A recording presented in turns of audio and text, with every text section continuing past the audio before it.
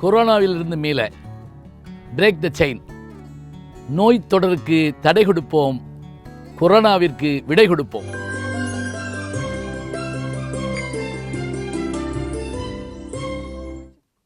வணக்கம்.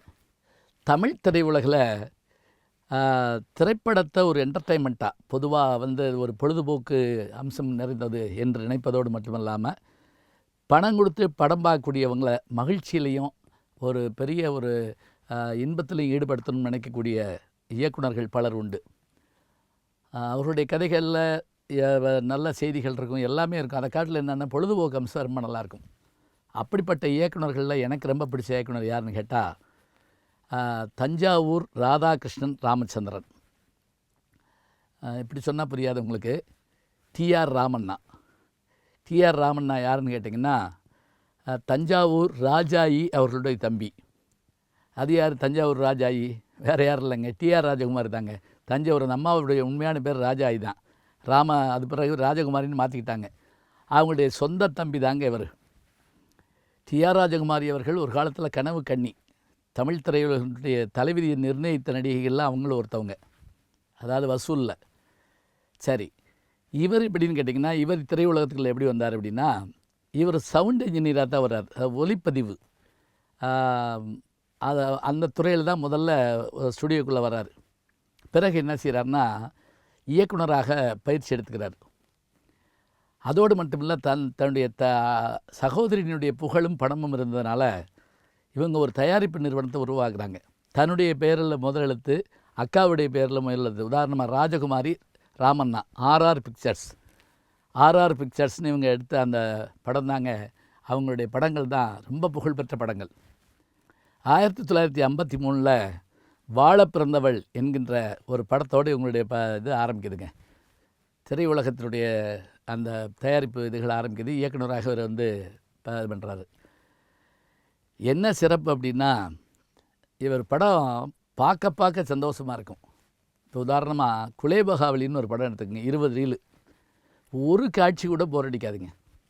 எம்ஜிஆர் வச்சு அதிகமாக படம் இயக்குன சாண்டோ சின்னப்பாத்தேவர் மாதிரி இவரும் அதிகமான படங்களை எம்ஜிஆர் வச்சு எடுத்திருக்கார். பணக்கார குடும்பம் இவர் எடுத்தது தான், புதுமை பித்தன் இவர் எடுத்தது தான். அதே போல் எம்ஜிஆர் அவர்களுடைய பறக்கும் பாவை புகழ்பெற்ற வண்ணப்படங்கள், ரொம்ப பிரமாதமான படங்கள்.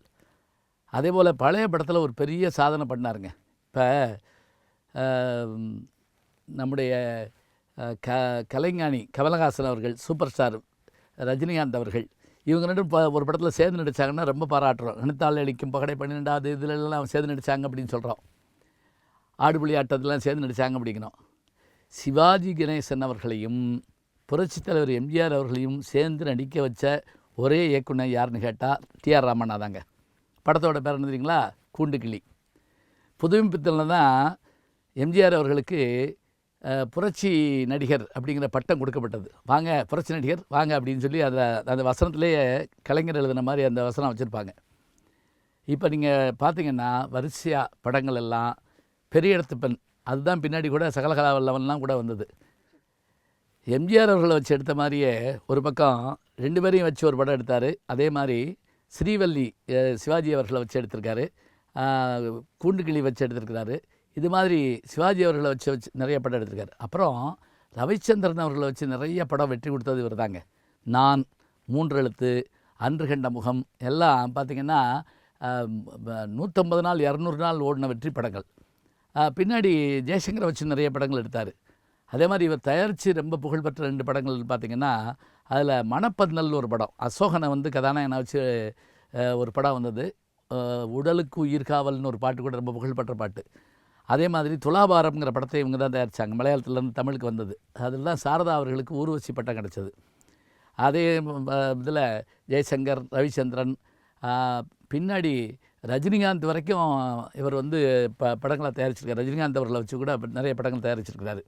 அப்போ இவருடைய இந்த விநாயகா பிக்சர்ஸ், கணேஷ் பிக்சர்ஸ் என்று இதெல்லாமே இதிலேருந்து வந்தது தான். இவருடைய படங்கள் என்ன சிறப்பு அப்படின்னு கேட்டிங்கன்னா, கதாநாயகனுடைய சிறப்பு, கதாநாயகனுடைய அழகு, பாடல்கள், அப்புறம் சண்டை, அப்புறம் அதிகமான வில்லன்கள் என்று இருப்பாங்க. இப்போ நீங்கள் புதுமைப்பித்தன் படத்தில் கலைஞர் வசனம், அதே போல் பாலையா வில்லன், இப்போ ஈஆர் சகாதேவன், இப்போ எம்ஜிஆர், பிஎஸ் சரோஜா, அவங்க தான் இவருடைய துணைவியார். பிஎஸ் சரோஜா, ஈவி சரோஜா, சந்திரபாபு, தங்கவேலு எல்லோரும் இருப்பாங்க. அதாவது நகைச்சுவை நடிகர்களா அது ஒரு பக்கம் ஒரு தனி அணி, வில்லன்களா அது ஒரு பக்கம் தனி அணி, நாட்டிய நடிகைகளா இவங்க ஒரு பக்கம், பாடல்களா எல்லாம்.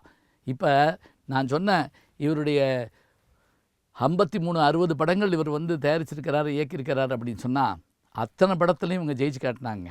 தமிழ் திரை உலகில் 5 தலைமுறையாக கதாநாயகர்களை, நகைச்சுவை நடிகர்களை, வில்லன்களை உருவாக்கி சிறந்த படங்களை, வெற்றி படங்களை, அதுவும் பறக்கும் பாவை படத்தில் தாங்க சர்க்கஸை வச்சு ஒரு படத்தை ஜெயிச்சு காட்ட முடியும்னு காமிச்சது அந்த படம் தாங்க. குறிப்பாக பாக்தாத் பேரழகின்னு ஒரு படம், அது வந்து பாக்தாத் திருடன் மாதிரி அந்த படம். அதில் ரவிச்சந்திரன், ஜெயலலிதா நடிச்சிருப்பாங்க. வீட்டுக்கு ஒரு பிள்ளைன்னு ஒரு படங்க, அது ஹிந்தியில் வந்த ஒரு படத்தோட தழுவில் தமிழில் எடுத்திருப்பார். ஜெய்சங்கரும் உஷாநந்தினி தான் அதில் அறிமுகமாக இருப்பாங்க. உண்மையாகவே நான் சின்ன பிள்ளையில் பார்த்து ரொம்ப வியந்த படம் என்னன்னு கேட்டிங்கன்னா அந்த படம். அப்படியான ஒரு மர்மமும் அதே மாதிரி அதில் விறுவிறுப்பும் இருக்கும். இவர் படத்தில் நல்ல கதை இருக்கும், நல்ல நகைச்சுவை இருக்கும், நல்ல பாடல் இருக்கும், நல்ல பொழுது போகும், நல்ல விற்பனையாகும்.